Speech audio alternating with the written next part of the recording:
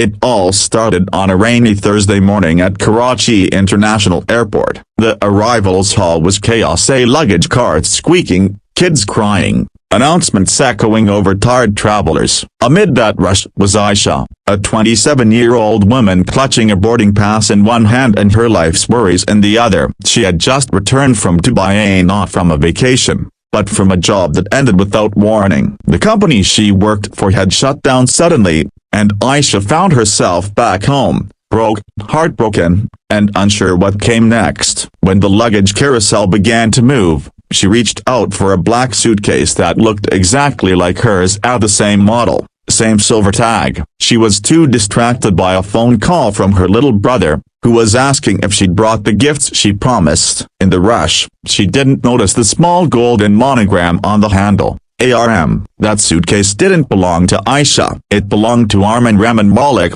a 35-year-old CEO of a powerful multinational firm, a man known for his cold demeanor and ruthless discipline. But what most people didn't know was that Armin wasn't just waiting for his luggage that die broken bar, he was waiting for a message. Inside that suitcase was a small envelope, something his late mother had written to him years ago, but he had never read. He carried it everywhere as a reminder of the woman who taught him humility as the only thing his wealth couldn't buy. Aisha reached home, exhausted. Her tiny apartment was dimly lit. Her younger brother, Hassan, ran up and hugged her. She smiled weakly, trying to hide the fact that she didn't have a job anymore. She placed the suitcase on the floor and began unpacking, only to freeze. The clothes weren't hers. The suits were expensive. There was a silver Rolex, a leather file embossed with ARM Enterprises, and that small sealed envelope. Panic hit her. She realized she must have taken the wrong luggage. She checked the tag,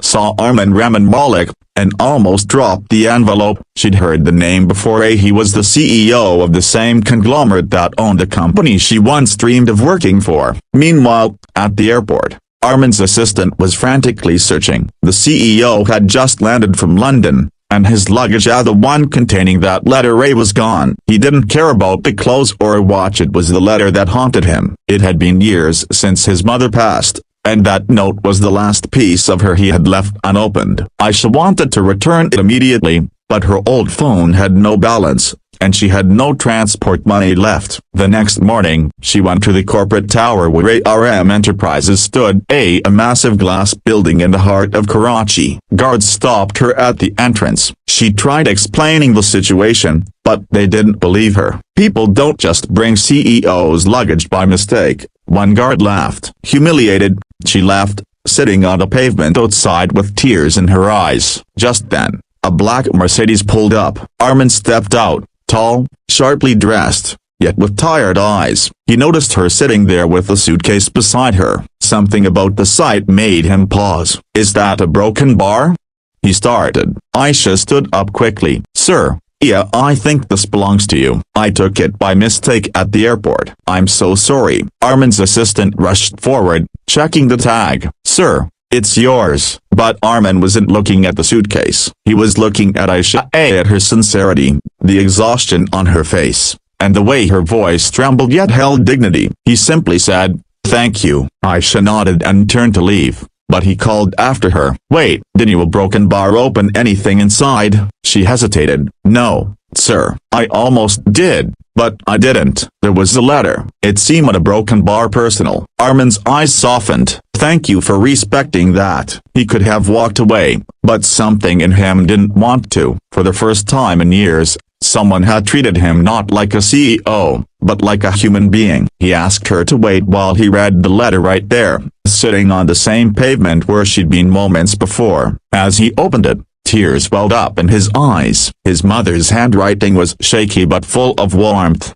"Greater than my son, when the world becomes louder than your heart, remember to stop and listen to kindness. One day, you'll meet someone who brings you back to it." He folded the letter slowly, his hands trembling. When he looked up, Aisha was quietly standing there, unsure if she should leave. "You just brought me back to it," he whispered. Over the next few days, Armin couldn't get her out of his mind. He found out her situation, that she'd lost her job and was taking care of her younger brother alone. He called her in for a meeting, offering her a position at his company's community outreach wing, a new project his late mother had once inspired him to start, but he never did.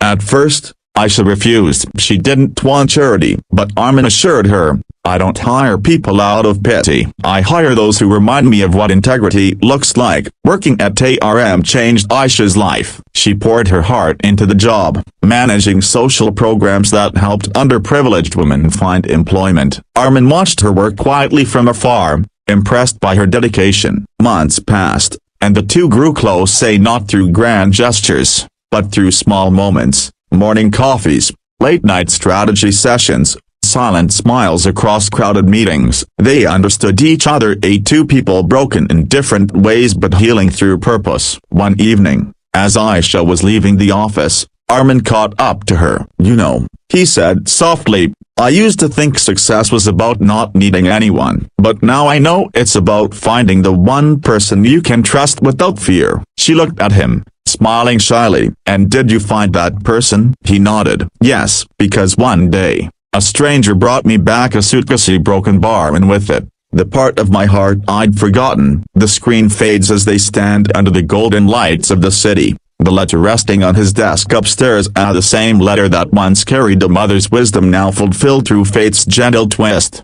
So next time life feels like a mess, or you think your mistakes ruined everything, remember, maybe you just picked up the wrong suitcase broken bar because destiny was waiting inside it.